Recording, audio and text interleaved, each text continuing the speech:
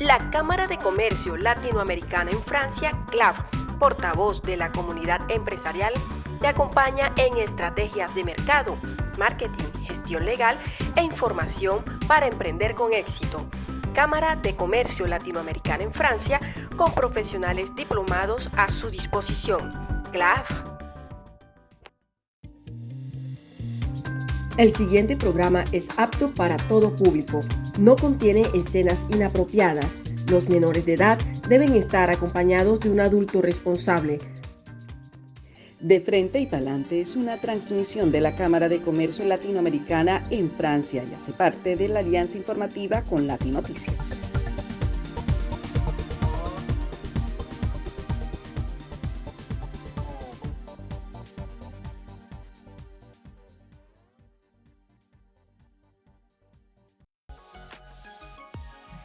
Hola, muy buenas tardes, querida audiencia. Estamos aquí un lunes más con todos ustedes, entregándoles maravillosos invitados que ustedes deben conocer, que ustedes deben saber quiénes son, dónde viven, qué hacen y que son latinoamericanos que representan Latinoamérica en el exterior. Son emprendedores, son artistas, así que bienvenidos a una emisión más de Frente y Pa'lante. Gracias a Soraya Vitola, nuestro canal que se ha aliado con la Cámara de Comercio para poder entregar a ustedes este maravilloso programa. Gracias a Adriana Guzmán de Negocios Internacionales, también a Carlos Eduardo Lagos del CPL, Centro del Pensamiento Libre, a Sandra Pinto y a nuestro invitado especial, el maestro Manuel Botero. Es Manuel Botero, ¿verdad? Juan Carlos. Perdón, Juan Carlos Botero. Okay. Muchas gracias a todos. Bienvenidos. También está la Asociación Antonio Montes, a través de su vicepresidenta Jenny Alfaro y el maestro Antonio Montes, el presidente de la asociación. Gracias a todos por estar aquí. Así que iniciamos el programa.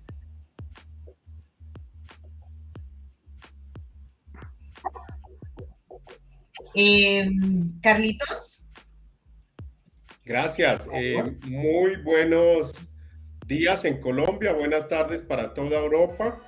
Agradecemos a la Cámara de Comercio Latinoamericano en Francia por este espacio que nos ha concedido en conjunto al Centro de Pensamiento, al programa de Frente y Pa'lante y a todas las plataformas por las cuales se transmite este interesante programa, que son los portales de colombianos en el exterior, el Centro de Pensamiento Libre, y bueno, y todos los canales asociados que se encuentran en este momento.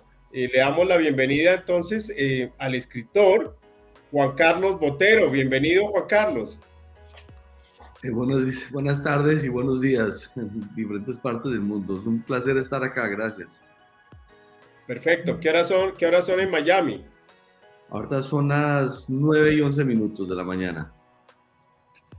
Qué bueno, pues, Juan Carlos, estaban compartiendo en pantalla un perfil del escritor, María Elvira. Sí, el maestro Juan Carlos Botero es un filósofo de las universidades de los Andes, Javeriana y Harvard.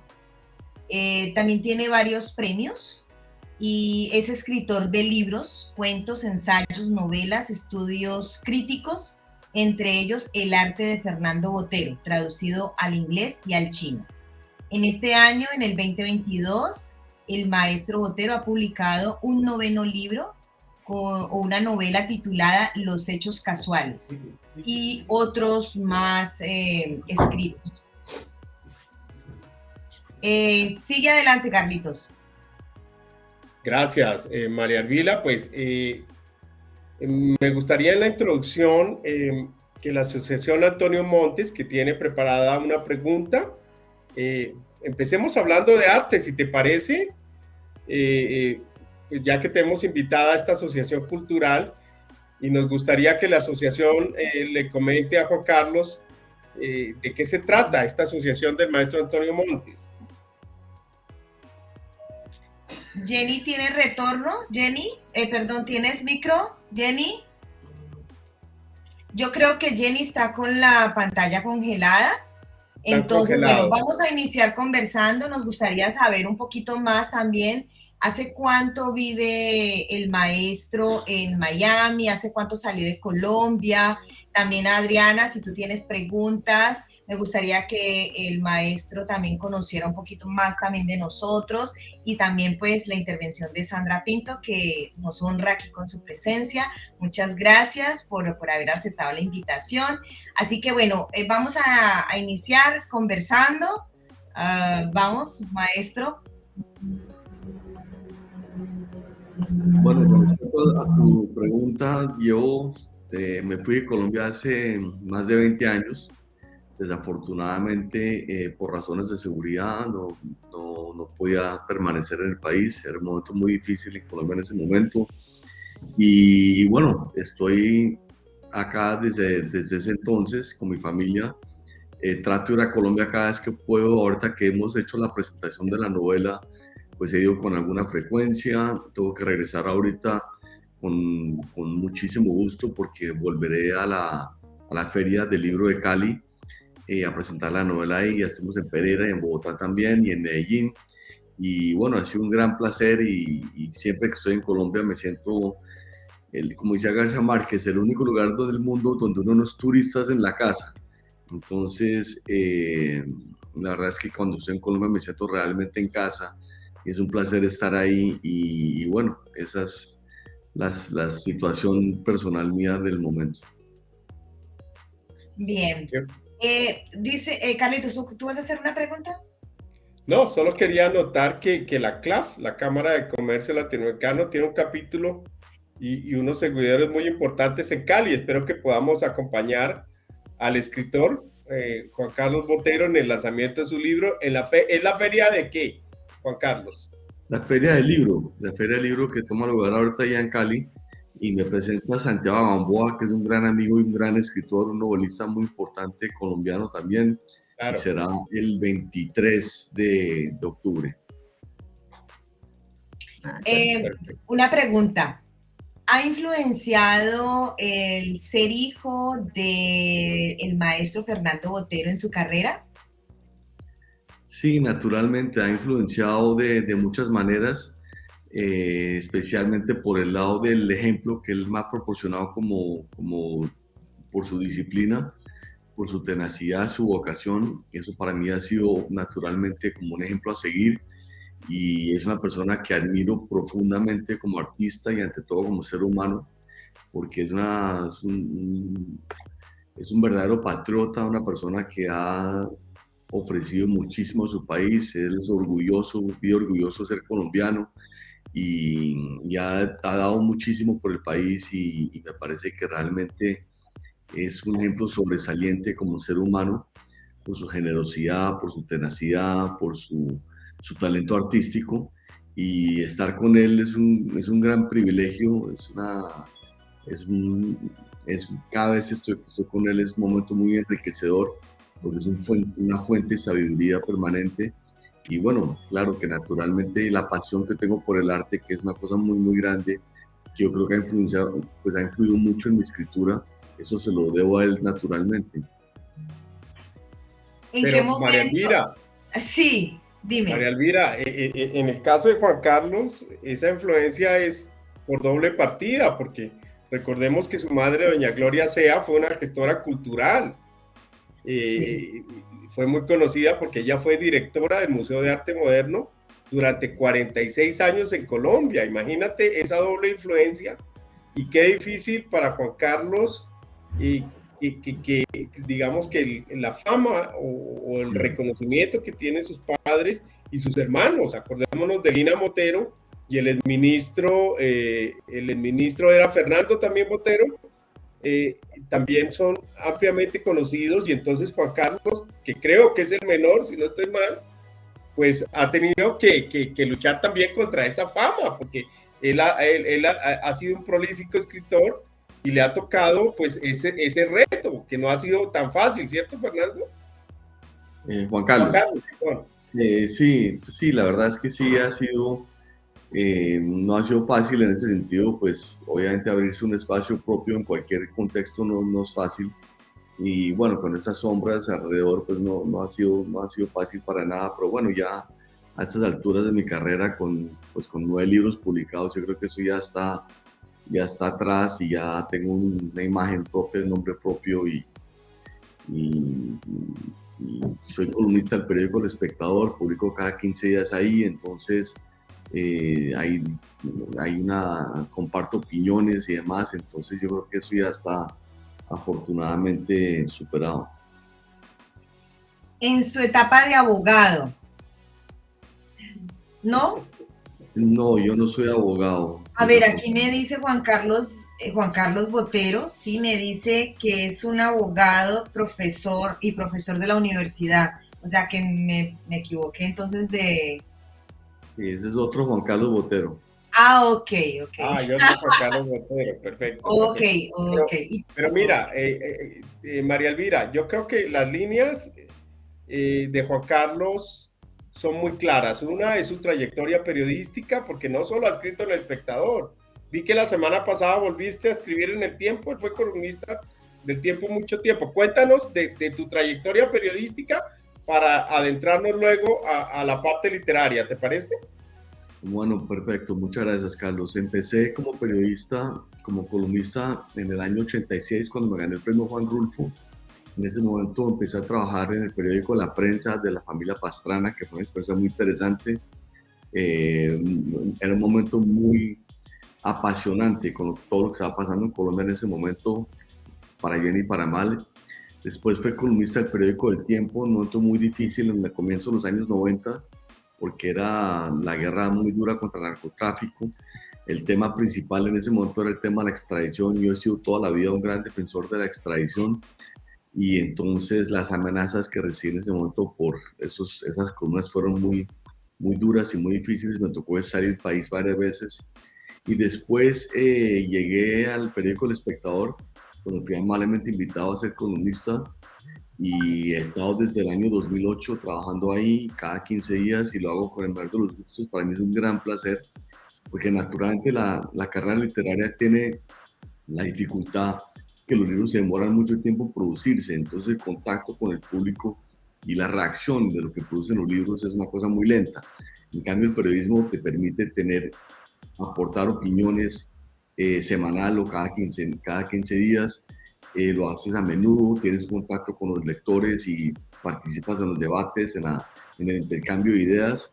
Y hoy día con las redes sociales aún más, estoy muy activo en Twitter y trato de poner opiniones ahí todos los días, y es interesante ese contacto con los lectores y con las personas, precisamente porque es directamente a ellas, entonces no los has filtrado por nadie realmente, sino que es un acceso directo. Eso me ha parecido muy estimulante, muy enriquecedor. Qué interesante esa historia, pues de esa trayectoria, de haber escrito en esos importantes periódicos. Pero vi un escrito, una columna en El Tiempo nuevamente este fin de semana, o estoy equivocado. No fue una columna, sino un artículo a raíz de los 40 años del Nobel de García Márquez. Entonces me pidieron un artículo, y lo que escribí fue una explicación sobre por qué García Márquez es el novelista en castellano más importante después de Cervantes. Me explicaba por qué eso se puede decir algo de ese calibre, y daba 3 razones para poder llegar a esa conclusión. Una es la importancia mundial de García Márquez, su resonancia cultural, el impacto cultural que él ha tenido, que ningún otro novelista en castellano ha tenido desde Cervantes. La singularidad histórica, porque curiosamente en el género de la novela, después de Cervantes hay un vacío de siglos. El primer novelista importante después de Cervantes es Benito Pérez Galdós, que nace en 1843, que es el mismo año de Henry James. Entonces eso te permite como dar un parámetro del vacío tan grande que hay en el género. Entonces, cuando finalmente la novelística en castellano realmente se sacude y empieza a reformarse y a renovar y a refrescar el género y a afectar otras culturas, en realidad ese con el boom latinoamericano y entre ese grupo de escritores, García Márquez ocupa un papel estelar. Y la tercera razón era su singularidad histórica, porque la gente recuerda a García Márquez por el realismo mágico. Pero la verdad es que cuando tú miras la producción novelística de García Márquez, los libros que él escribió en ese estilo, aunque son obras maestras, es una fracción de su vasta producción narrativa. En realidad, todo lo que escribió, los 5 o 6 libros que escribió antes de Cien años de soledad, fueron escritos en otros estilos, y todo lo que escribió después del Otoño Patriarca también fueron escritos en otros estilos, ya no es realismo mágico. Entonces, ese factor, esa riqueza estilística, curiosamente es algo que casi nunca se resalta y que me parece fundamental. Bueno, y como tú te has adentrado también en el género de la novela, que no es fácil, porque en el género de la novela el narrador debe tomar una posición independiente. Sin duda, García Márquez debió haber influido en tu género literario. ¿Y qué otros autores han influido en él? Bueno, ¿han influido en García Márquez o en mí? En ti. En mí. Bueno, yo la verdad, yo creo que uno escribe con base en todo lo que absorbe, y todas las lecturas de alguna u otra manera son importantes, pero tengo naturalmente maestros de cabecera. Para mí, para toda mi generación, fue una bendición poder contar con el boom latinoamericano, porque era muy importante tener autores que hubieran tratado temas afines con una realidad afín a la que nosotros vivíamos en ese momento.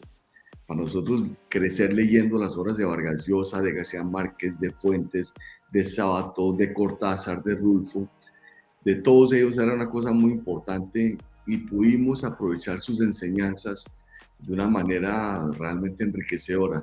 En mi caso particular tengo una devoción obviamente por Shakespeare, que me parece que es el autor más importante de la humanidad, y por los anglosajones, en particular Hemingway y Faulkner, y creo que son realmente colosos.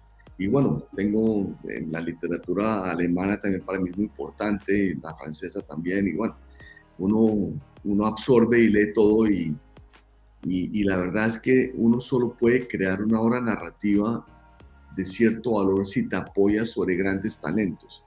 Eso me parece que es inevitable, es fundamental, y es importante escoger los cimientos, las influencias, y creo que da una medida de talento a la persona. Se nota en los precursores que escoge.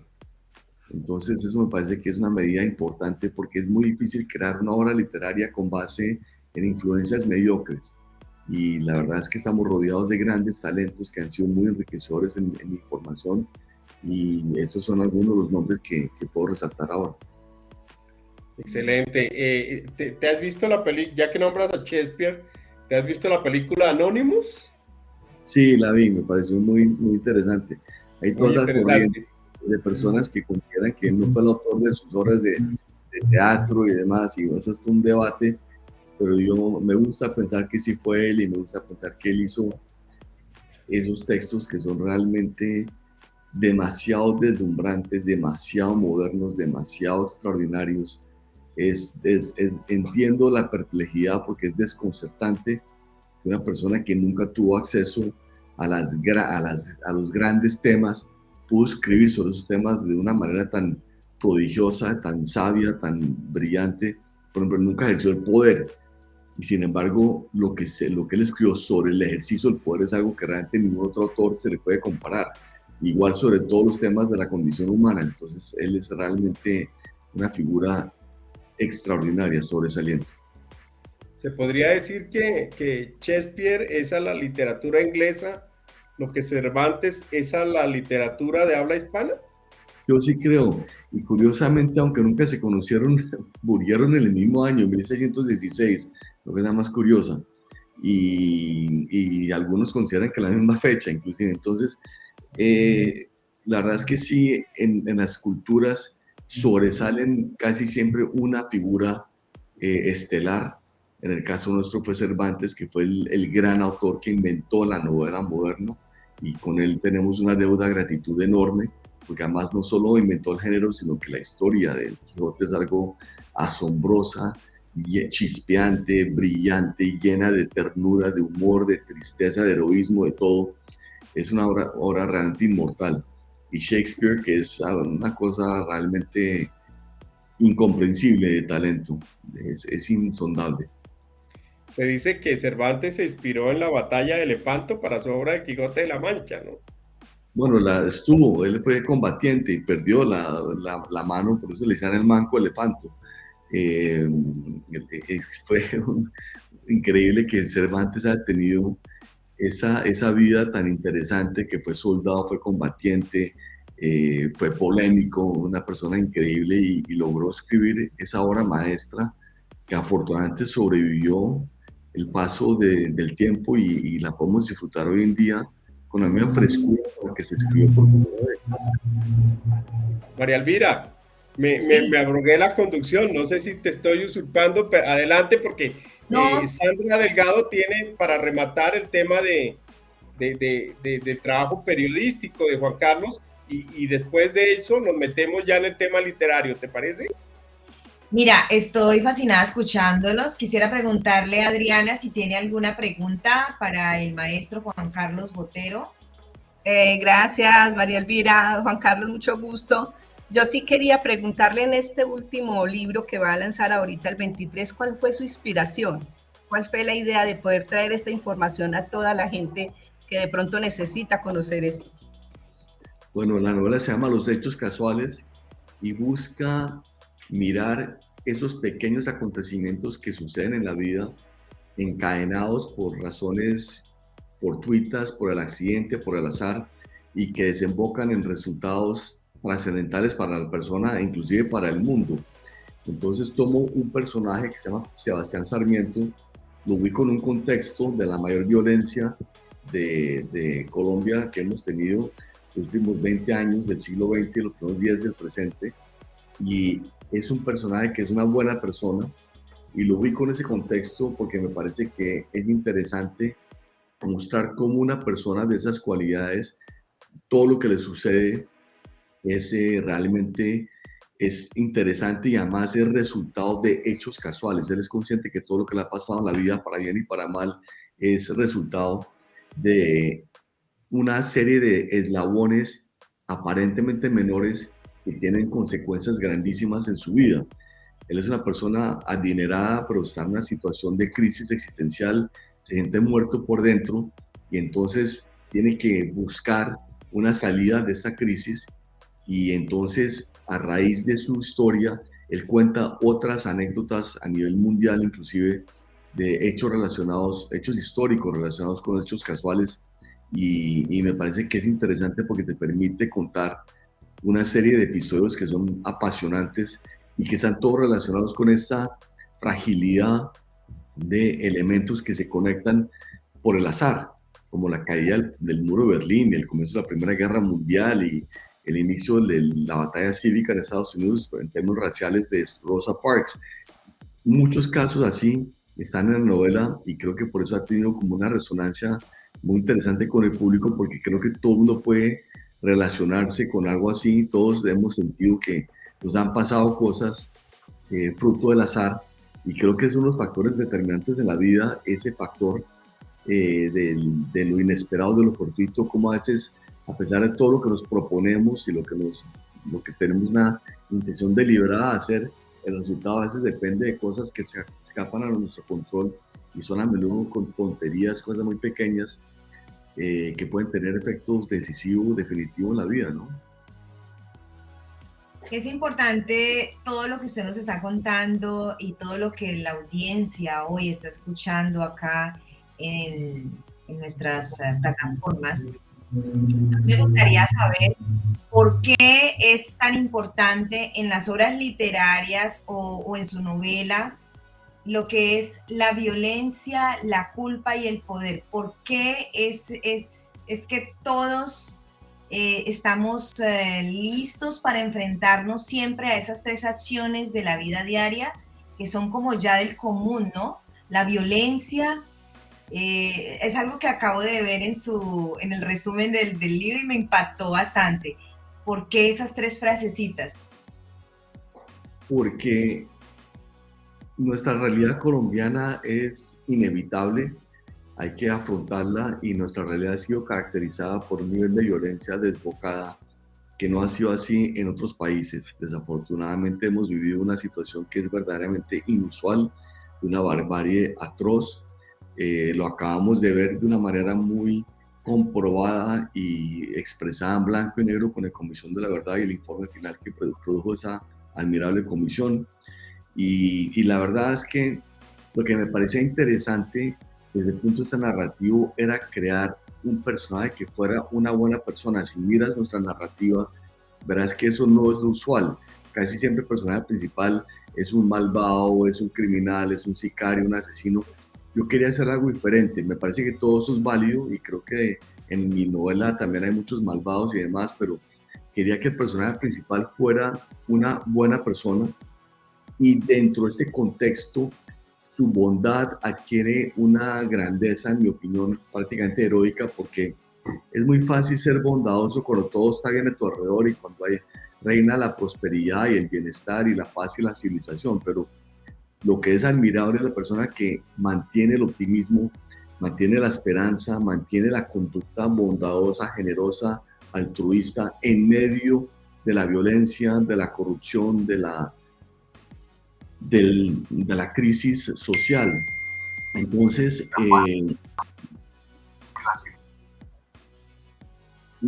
ese era como un desafío literario que tenía y desde el punto de vista era inevitable plantear esta realidad porque ha sido nuestra realidad colombiana en los últimos tiempos y me parece además la quería retratar porque parece que no se puede olvidar, hay que contar esta historia porque Colombia no puede correr el riesgo que haya vivido, lo que haya vivido y que esto se olvide y que no se cuente, tiene que haber conciencia social sobre lo que hemos vivido, que es realmente inusitado, de una barbarie realmente excepcional. María Elvira, la crítica literaria ha dicho que mucho del personaje, entre otras cosas, tiene el apellido Sarmiento, no sé si sea pura casualidad, pero que mucho del personaje tiene algo de Juan Carlos, ha dicho la crítica, Juan Carlos. ¿Qué opinas de esa crítica? Bueno, sí, hay algunos elementos autobiográficos.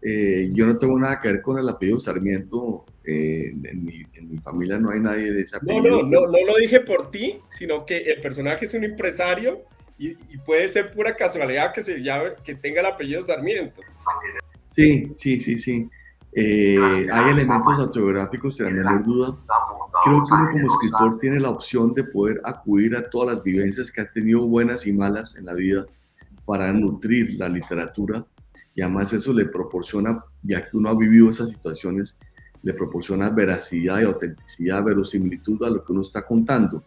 Entonces he utilizado varias experiencias personales, el exilio, las amenazas, hechos de violencia que tuve que padecer y vivir muy de cerca, secuestros y demás. Entonces toda esa situación yo quería utilizarla para la novela, porque además no solo me parecía útil desde el punto de vista narrativo, sino también la literatura permite cierta catarsis, te permite exorcizar una serie de experiencias, y las buenas también, y las malas naturalmente, mediante la escritura, y eso también creo que lo logré en esta novela, y se siente un poco más liviano después de haber explorado estos temas, pero creo que era importante para que el personaje tuviera una vida realmente verosímil y sustanciosa, le presté muchas experiencias personales.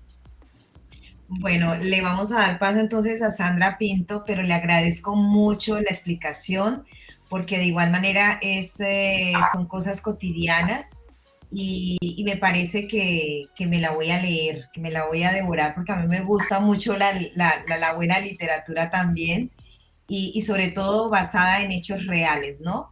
Y algo con lo que sí estoy de acuerdo es que la literatura y la escritura son acciones completamente liberadoras, liberan, ¿no? Sin duda.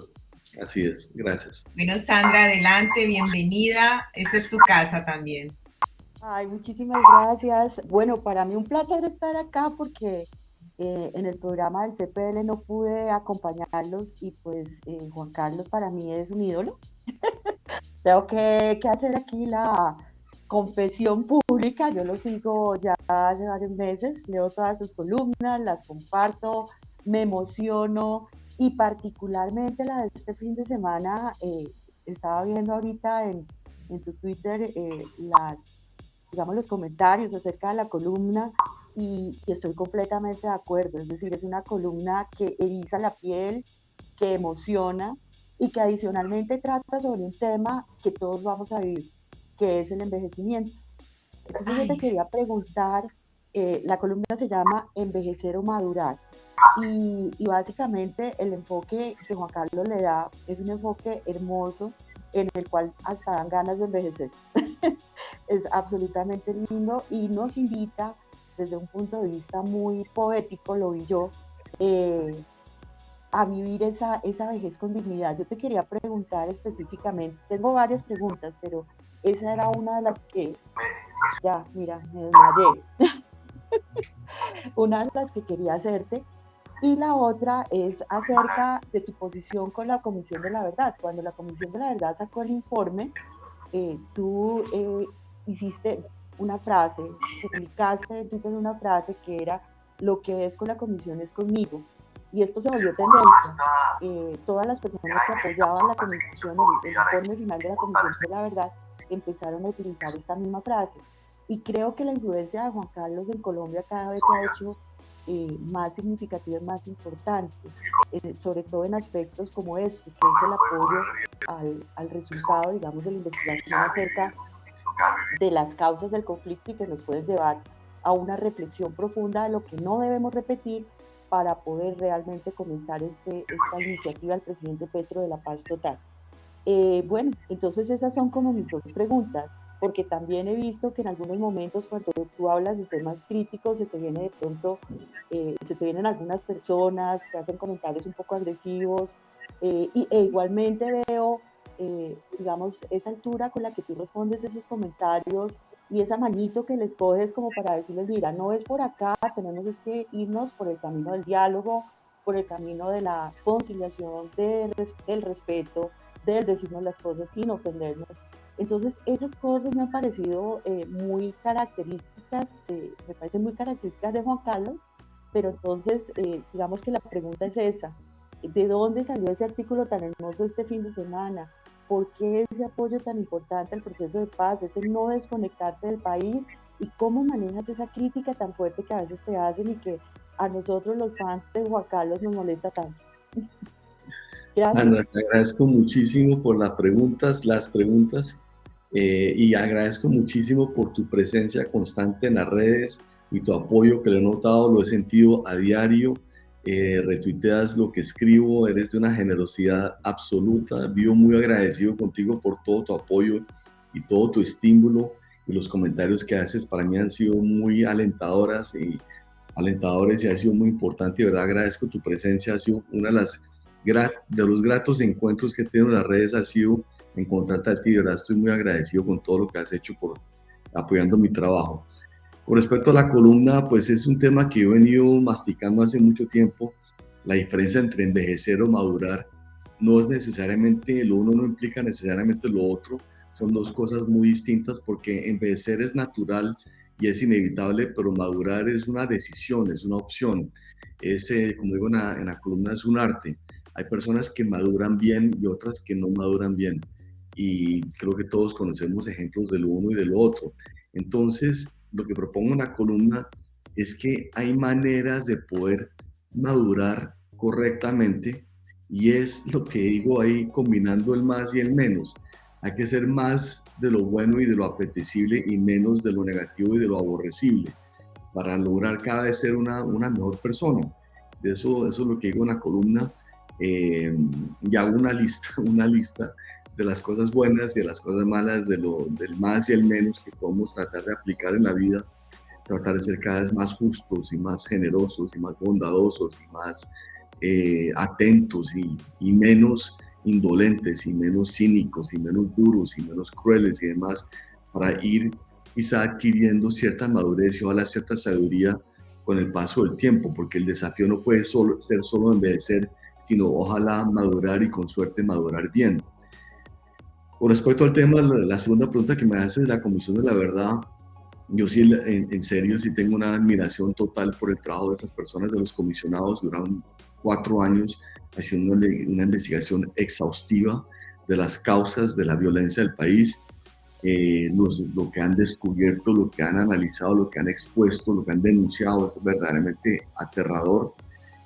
Todos vivimos esta situación de la violencia colombiana, pero creo que no había claridad hasta verlo en blanco y negro en la dimensión, el alcance, el nivel tan tremendo de la barbarie que hemos vivido.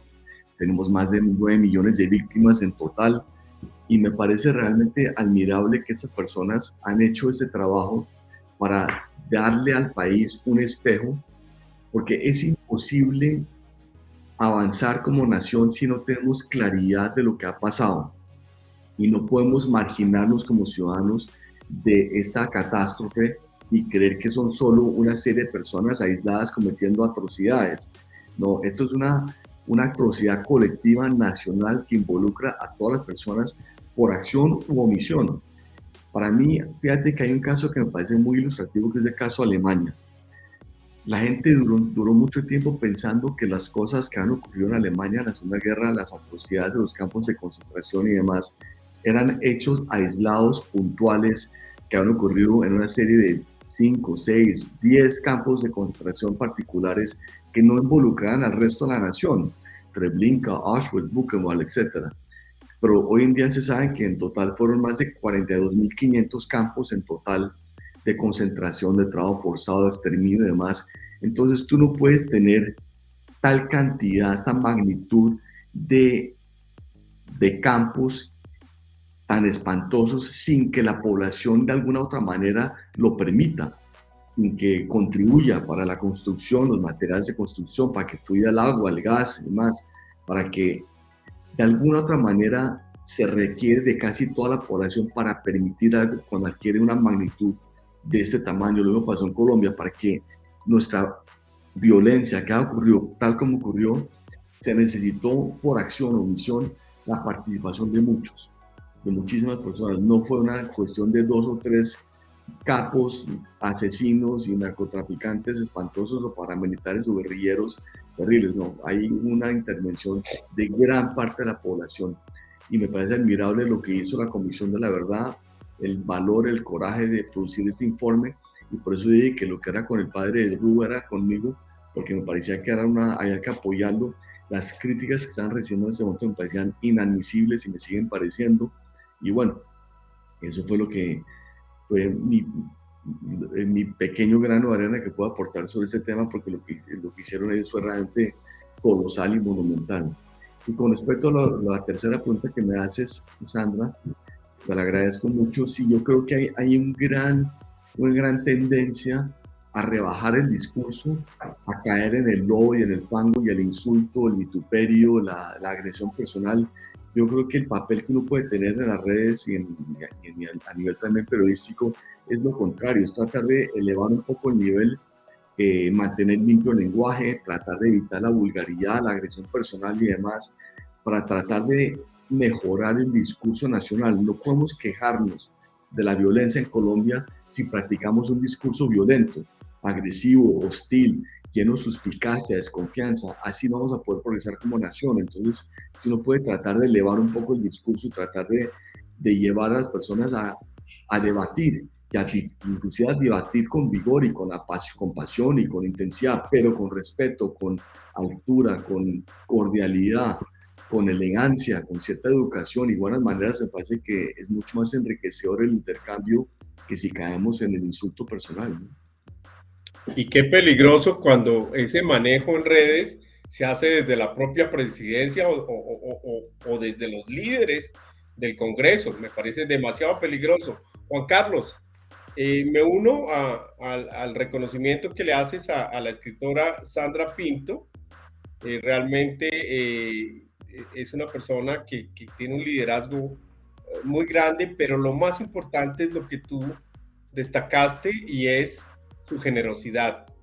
Y yo creo que si tuviéramos en el país más personas como esta talentosísima escritora e ingeniera industrial, Colombia sería un país mejor. Mira que estoy mirando aquí en redes y ayer publicamos en la página de Pensamiento Libre por el portal latinoamericano en Noticias una investigación que ella hizo sobre el Centro de Pensamiento, un resumen de todas las publicaciones, dentro de los cuales está tu entrevista, y ocupa el primer lugar en América Latina. Muchísimas gracias y felicitaciones a esta gran escritora, Sandra Pinto.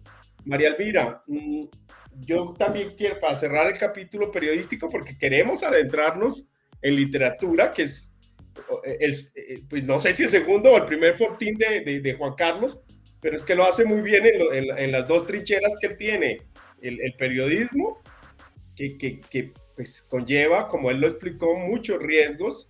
Él tuvo un exilio grande, ahora hablaremos de él, por su gestión periodística.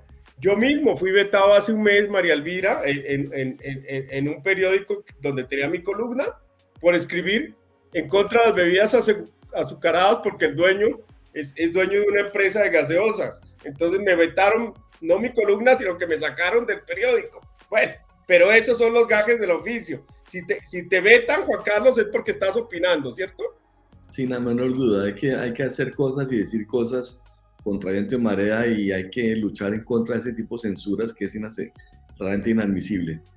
Ya estamos en la flip. Bueno, yo también encontré, María Elvira, para cerrar el capítulo periodístico, o desempolvé unos artículos del periodista Juan Carlos Botero, donde desde 1996 venía hablando del tema de la extradición, y me interesé muchísimo en la anterior entrevista, porque no sé si tú sabías, María Elvira, yo soy especialista en Derecho Penal, y mi tesis la hice sobre la extradición. Entonces me puse a estudiar esas columnas de opinión de Juan Carlos Botero, donde él postula o propone que si bien pues la extradición no se hace o no se realiza en los países desarrollados, por ejemplo Francia, Japón, Estados Unidos, Inglaterra, no extraditan a sus nacionales porque ejercen la soberanía jurídica judicial, pues también debemos partir del reconocimiento de que en esas épocas, y todavía sucede, pues el sistema judicial y penitenciario colombiano pues no es fuerte, no es muy débil frente a la fortaleza de los carteles de la droga, y bajo ese supuesto fáctico, Juan Carlos postuló que la extradición debería hacerse de manera estratégica, no como primera línea, sino de manera estratégica. Entonces no postuló desde esa época que no se extraditaran a los narcotraficantes y a los grandes delincuentes que se acogieran por voluntad propia al sistema judicial colombiano. O sea que se privilegia la soberanía judicial colombiana frente al concepto de extradición, y mucho más cuando los tratados no sean bilaterales. Y en cambio, cuando el narcotraficante o el delincuente sea capturado, pues no tendría ese beneficio y debería ser extraditado inmediatamente. Pues la noticia, María Elvira, es que el gobierno del presidente Gustavo Petro ha acogido esta tesis del periodista Juan Carlos Botero y ha planteado esa extradición estratégica. Juan Carlos, cuéntanos un poco de eso. Sí, gracias Carlos, es una buena pregunta. Yo empecé a trabajar este tema en el año 96, publiqué un artículo que salió en la revista Semana, un ensayo largo planteando haciendo la propuesta de la extradición estratégica tal como la denominé en ese momento. Volví a publicar sobre el tema en el año 98, después en el 2004, en 2008, o sea, he escrito sobre el tema varias veces, y fue muy sorprendente cuando el presidente Gustavo Petro, en su rueda de prensa con el presidente de España, anunció un cambio en la política del gobierno frente al tema de la extradición, y era realmente proponiendo la misma tesis mía de la extradición estratégica, que consiste, como dice Carlos, en aplicar el acoso del Estado a los capos de los diversos carteles existentes, pero utilizando la extradición de una manera novedosa, diferente, más creativa, porque el objetivo no es simplemente atacar 2 o 3 capos o 2 o 3 carteles de la droga, sino tornar inviable el narcotráfico en Colombia. Y la manera era aplicando la extradición de una manera distinta, que era garantizando la no extradición a todo narcotraficante que se sometiera al proceso judicial colombiano, a las leyes colombianas. El narcotraficante que fuera capturado sería extraditado inmediatamente, y el narcotraficante que desde la cárcel o luego cumplir su pena reincidiera en el delito narcotráfico o cualquier otro delito, perdería los beneficios y será extraditado inmediatamente. Hay que pensar que cuando escribí esta tesis, ya Pablo Escobar lo han matado. El cartel de Cali ya ha sido desmantelado, y entonces lo que quedaban era una serie de carteles que había que erradicar y que siguen haciendo un gran daño a nivel nacional y a nivel internacional terrible. Entonces la manera de volver el narcotráfico un tema, volverlo inviable, era a través de esa propuesta.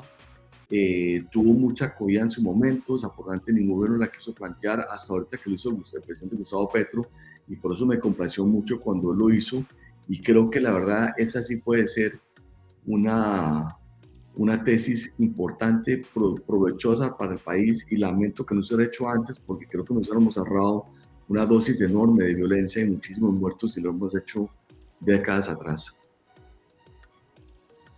Gracias, Fernando. María Elvira, hay un capítulo difícil en la vida de periodística, no de escritor, sino periodística de Juan Carlos, y es el que tiene que ver con la extradición y también algún, digamos, episodio de secuestro. Te escuché en La Familia.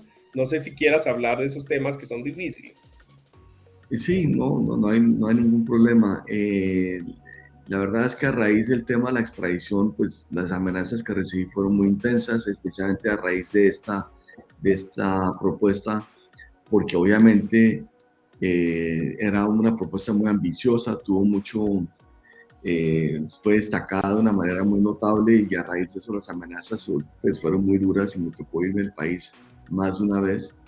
El secuestro que viví muy cerca fue el de mi madre en el año 74.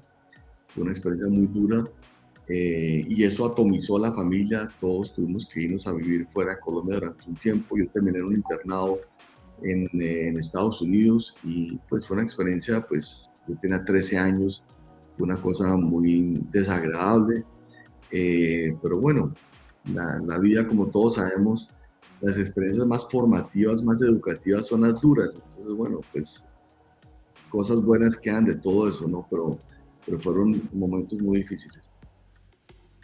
Bueno, tú hablaste de catarsis en el libro, y pues estos programas periodísticos donde María Elvira, comparte esos capítulos de la historia de vida, también hacen parte de la catarsis. Te comento, Juan Carlos, que a mí me entrevistaron hace 2 meses en este programa y me hicieron llorar 3 veces. Adelante. Sí, entiendo la tentación. Acá estoy tratando de retener las lágrimas, pero sí, o sea, la verdad es que todos tenemos experiencias buenas y malas, y lo importante es utilizarlas de una manera la más fecunda posible, ¿no? Yo felicito realmente al maestro Juan Carlos Botero por su tiempo, por estar aquí, bueno, no sé qué horas sean en Miami, pero me imagino que es muy de mañana, ¿verdad? Creo. Sí, exactamente. ¿Verdad? Entonces, a Sandra Pinto porque es festivo en Colombia, a Adriana Guzmán porque es festivo en Colombia, a Carlitos, y a todos la participación. A mí me queda algo, y creo que me voy a unir a seguirlo. Creo que ya lo estoy siguiendo en Twitter, ya me uní. Me gustó mucho esa frase que dice que, bueno, envejecer ya es como obligatorio, ¿no?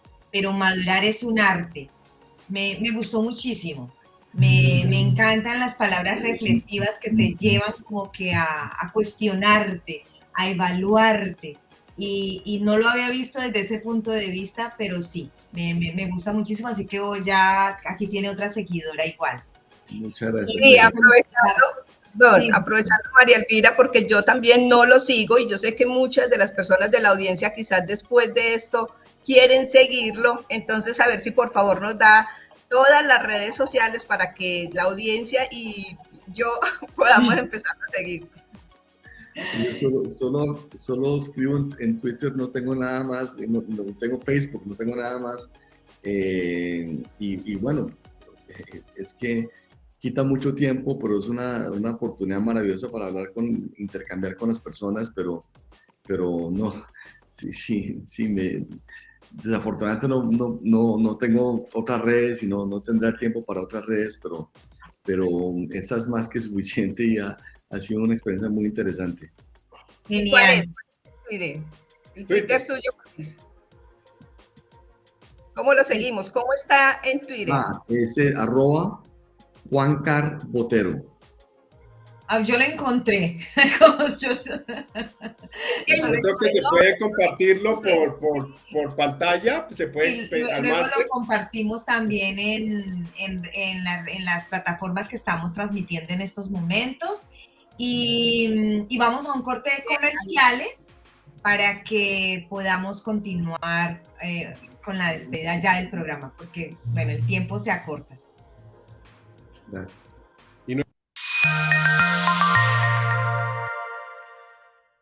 No hay nada como una arepa, sabroso.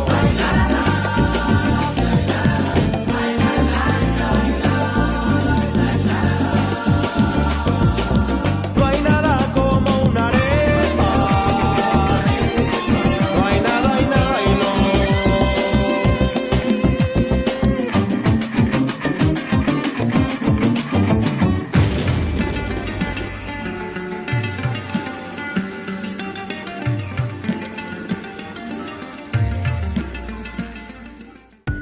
La Cámara de Comercio Latinoamericana en Francia, CLAF, portavoz de la comunidad empresarial, te acompaña en estrategias de mercado, marketing, gestión legal e información para emprender con éxito.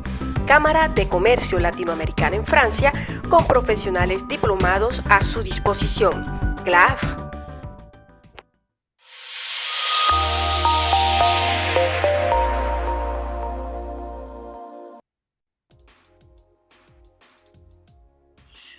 Bueno, nuevamente aquí con todos ustedes. Vamos a darle paso entonces a nuestra gran amiga Adriana Guzmán, que nos va a decir adiós hasta la semana próxima. Muchas gracias, amiga. De verdad que después de este espacio tan maravilloso que pudimos disfrutar, yo sé que toda la audiencia se va muy contenta de haber compartido con una familia tan querida como es la familia Botero aquí en Colombia y con el señor Juan Carlos Botero aquí. De verdad que muchísimas gracias a todos por estar, a todos los participantes, al doctor Juan Carlos, gracias por su tiempo. Y bueno, los esperamos nuevamente dentro de 8 días con otro persona que también va a aportarles muchísimo valor con todo lo que se hace aquí en este programa de Frente y Pa'lante. Muchas gracias. Bendiciones. Hasta luego. La Cámara de Comercio Latinoamericana en Francia, CLAF, portavoz de la comunidad empresarial, te acompaña en estrategias de mercado, marketing, gestión legal e información para emprender con éxito. Cámara de Comercio Latinoamericana en Francia, con profesionales diplomados a su disposición. CLAF.